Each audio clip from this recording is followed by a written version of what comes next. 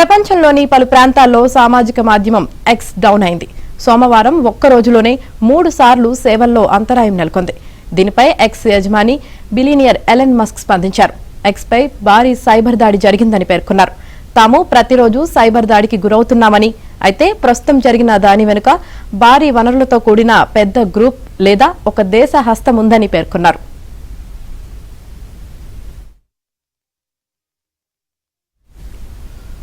సోమవారం మధ్యాహ్నం 3 గంటల సమయంలో పలువురు యూజర్లు ఇబ్బందులు ఎదుర్కొన్నారు. ఇక రాత్రి 7:30 సమయంలో మరోసారి డౌన్ అయింది.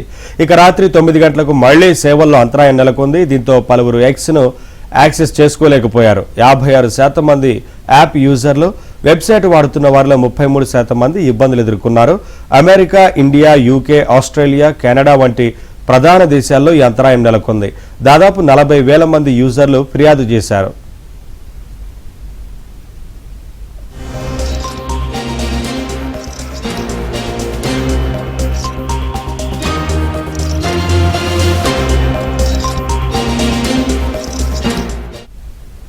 గతంలోనూ ఎక్స్ పై దాడులు జరిగాయంటూ ఎలన్ మస్క్ వ్యాఖ్యలు చేశారు. ఎక్స్ పై భారీ DDoS దాడి జరిగిందని మస్క్ చెప్పారు. సర్వర్ లేదా నెట్వర్క్ ను మూసివేయడానికి సైబర్ దాడి చేశారని గతంలో కామెంట్స్ చేశారు. ఎక్స్ ను అణచివేసేందుకు ప్రయత్నాలు జరుగుతున్నాయన్నారు. అమెరికా ఎన్నికల వేళ డెమోక్రటిక్ పార్టీ అభ్యర్థి కమలా హ్యారిస్ బృందం ఎక్స్ పై కుట్ర పన్నుతున్నట్టు మస్క్ వ్యాఖ్యలు చేశారు. కమలా టీంలోని పొలిటికల్ ఆపరేటివ్ మోర్గాన్ మెక్సిన్వి నడుపుతున్న centre for countering digital head కు సంబంధించిన కొన్ని పత్రాలను ది డిస్ఇన్ఫర్మేషన్ క్రానికల్ అనే సంస్థ బయటపెట్టింది. 2024లో రూపొందించిన డాక్యుమెంట్లలో ఎలన్ మస్క్ ఆధ్వర్యంలోని ఎక్స్ ను అణిచివేయడం ఎలా అనే దానిపై స్పష్టంగా పేర్కొంది.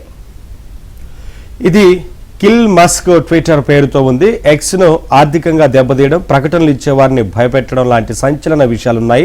ఈ ఘటన అమెరికాలో క్రిమినల్ చట్టాలను ఉల్లంఘిస్తూ ఎన్నికల్లో జోక్యం చేసుకునేలా ఉందని, CCDH దాని దాతలపై పోరాడతామని ఇలాన్ మస్క్ మండిపడ్డారు.